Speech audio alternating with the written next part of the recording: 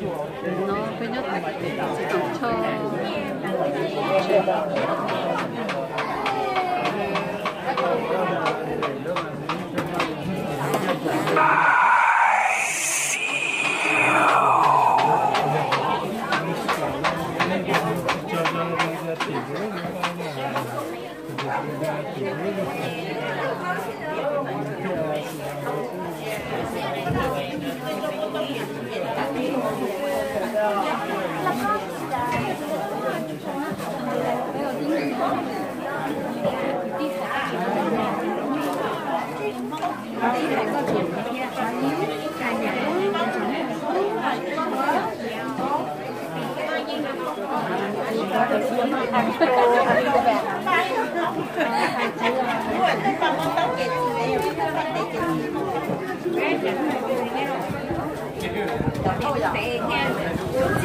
tệ mà có táo bò họ lúc nào có thơm mà tệ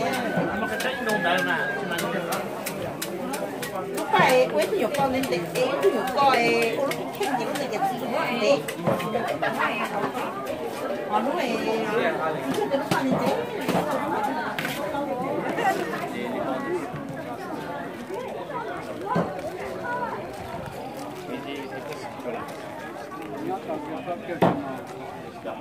给他叫了，干我给他找了，这是个服务啊，他找了多嘛，就小费就是那干嘛？我给人家本人，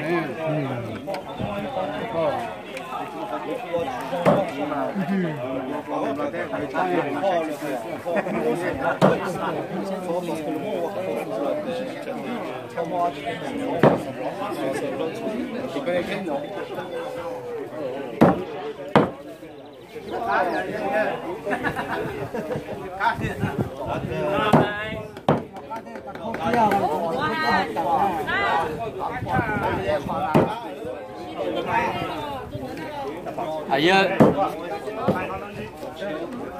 哎呦哎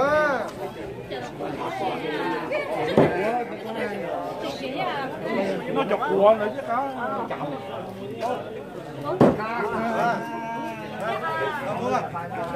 Allez, vas-y, passe, je te filme.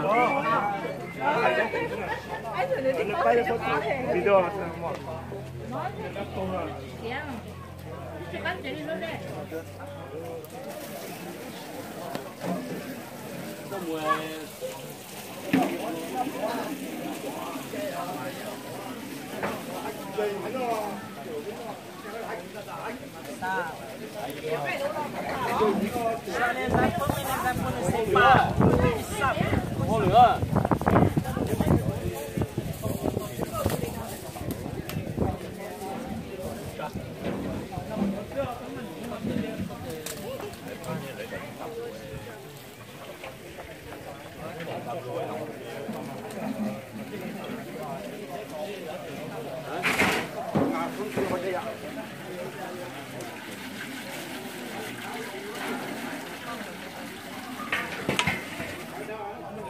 Có yếu một ký đâu không?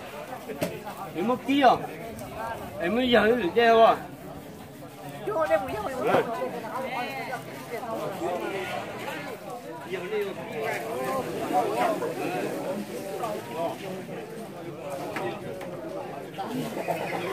Wow, ya, ya. Cho tú nữa.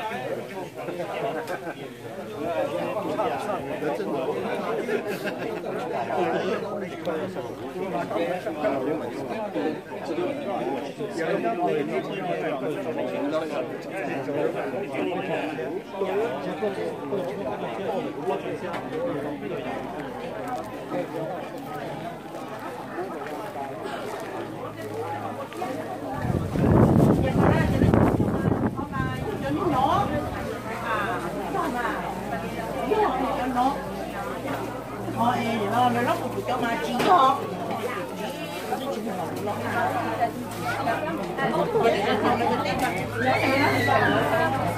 Giờ ấy đặc biệt.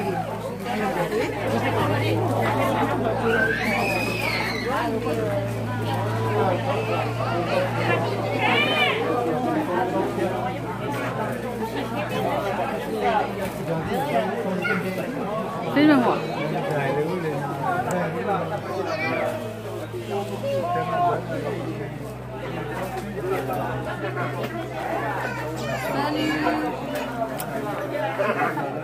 C'est bon, tu peux